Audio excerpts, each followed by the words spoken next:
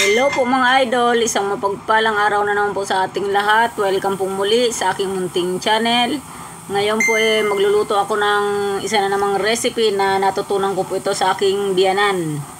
Ayan nga po mga idol, at pinapatunaw ko na po dyan ng mantikilya mga lods, kasi dyan ko po igigisa ang aking sibuyas. Ang aking pong mga ricado mga idol. Kumusta po kayong lahat? Merry Christmas po sa inyo mga lods.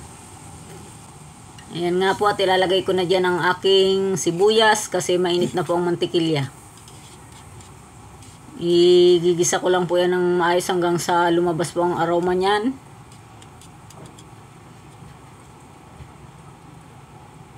Susunod ko na nga rin po dyan ang bawang.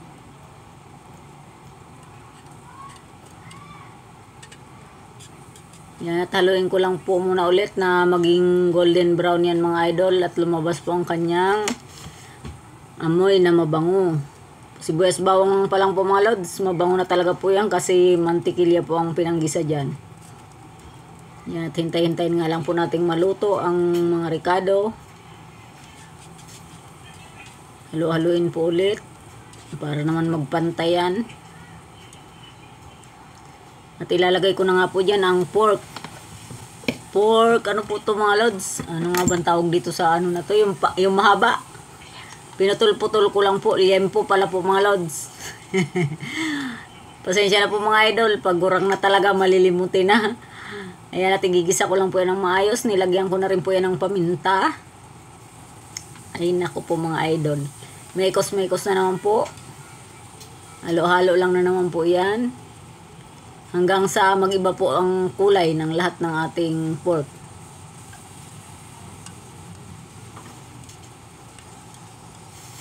Yan, haluin lang po natin maigi, igisa ng maayos. At mamaya po medyo matagal-tagal pong pagpapalambot yan mga idol.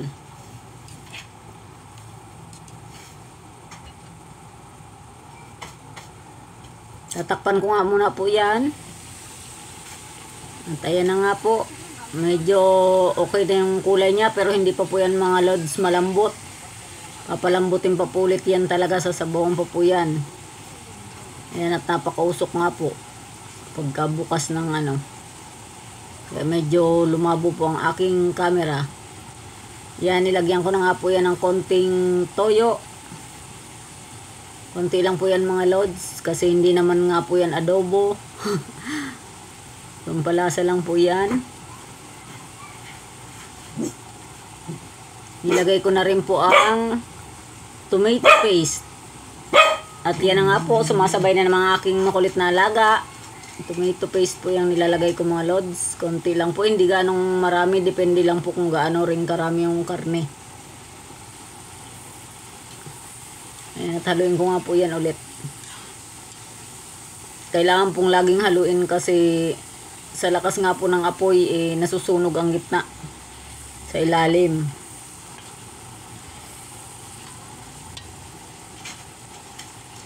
Isa lang pong maayos yung pork. Yan, at nilagyan ko na nga rin po yan ng oyster sauce.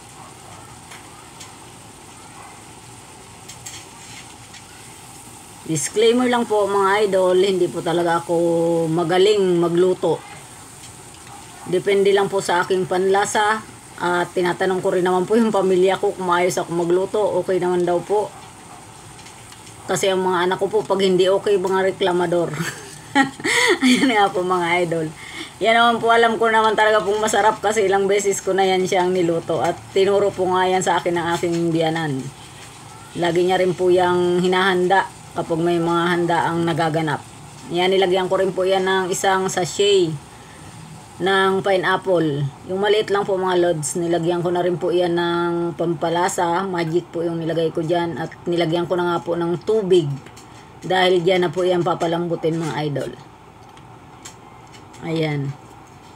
Sa mga gusto pong sundan, ayan naman po, at iniisa-isa ko naman pong sabihin kung anong pinaglalagay ko po dyan mga lods.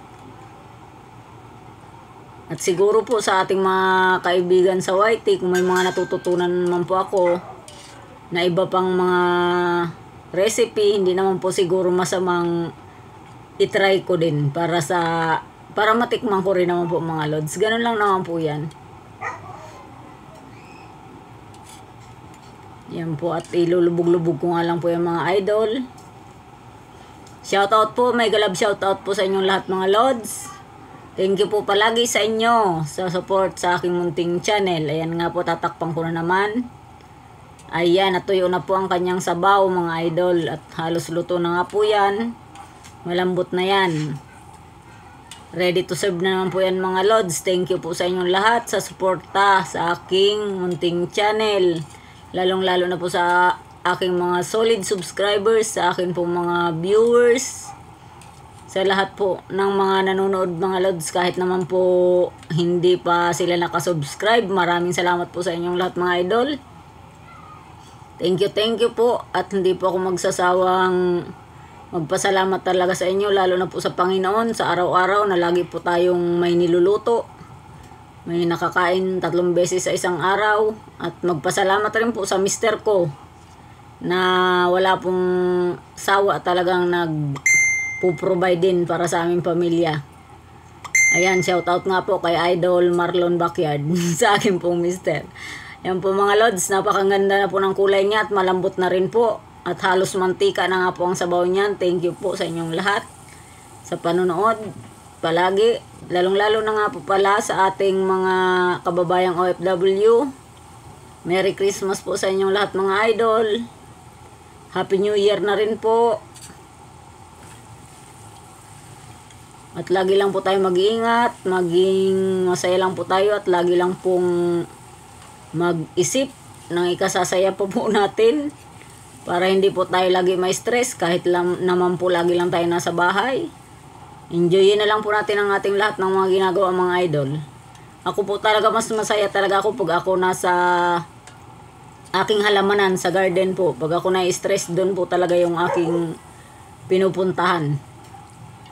Ayan, ganyan na nga po yan mga lods. Halos mantika ng kanyang sabaw. At ayan po mga idol. Medyo marami-raming kanin po ang mauubos nito pagka ganito ang ulam. Mas ganyan po ang gusto kong mga ulam mga lods kisa sa mga sinabawan. Ang mahilig po kasi sa amin sa sinabawan talaga ay ang aking mister. Kaming mag-iina, ganyan po ang gusto namin mga ulam, yung may mga sauce. Ayan, halos nagmamantika na nga po yan mga idol. At masarap nga po talaga ang lasa niyan. Paborito rin po yan ng aking mga anak pagka nagluluto ako niyan. Kaso medyo hindi po yan kagandahan para sa aking mister kasi ayan nga po, medyo mataba ang pork at medyo mamantika po. Pero kakain rin po yun yan. Pipilian ko na lang po siya ng laman mga idol. Ayan. Thank you po muli sa inyong lahat. Mega love shoutout po sa inyo. Merry Christmas and Happy New Year po mga idol. Thank you for watching po. God bless us all.